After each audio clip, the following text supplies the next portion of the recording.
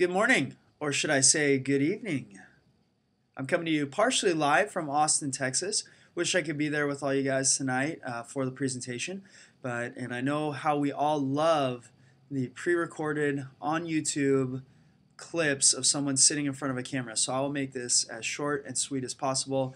Chris Livermore is going to go over my slides that I prepared for the presentation as well. Again, I wish I could be there to make the presentation. It's a lot of fun being with all you guys. I've got two questions to answer. One, would WL Gore's structure work for a different company?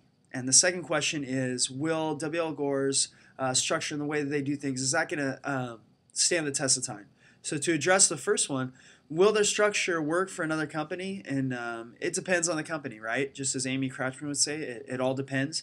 So if it's a currently large company, I think of like Toyota or Nissan or Microsoft or Walmart, any of these large companies who have already established their own culture and way of doing things that is radically different from what WL Gore does, I would say no. How do you do that? The costs associated with making all of the plants 200 people or fewer, costs associated with just telling your managers that now they're not really above anyone, but they're all working together, assigning sponsors to everybody. It just would be a mess to try to redo everything that a company has done, and I just do not see that working.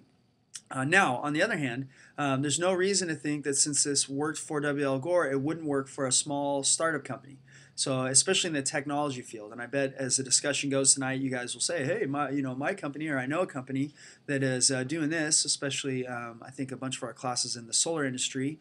So, I could just think of this being a very good model for that industry and as well as other high-tech industries, because the creativity and flexibility that it provides really leads to some great innovation and products that would revolutionize the industry and really help people be productive. So I think that in a small startup, the structure would work great.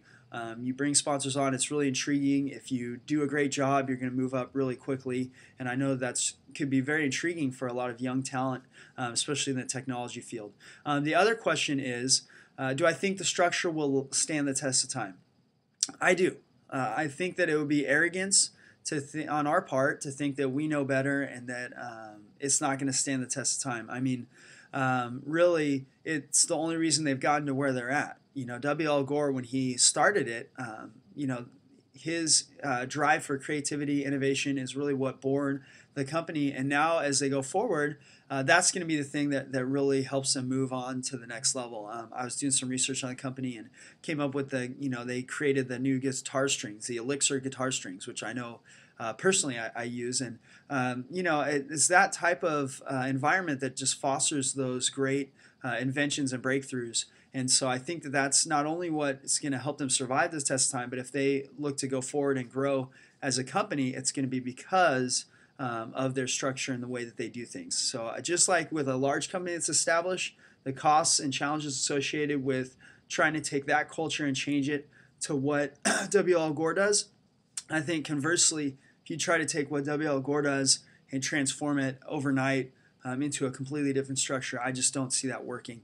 So those are really the two questions I have to answer. Again, Chris is going to go over my slides, which hit exactly on the points I just shared. Hope you guys have a wonderful night, a wonderful Thanksgiving. Again, I miss being with you, although it's been pretty fun in Austin, Texas. Got to go to a Longhorn game and all that. So you guys have a great night, and thank you for listening. Bye.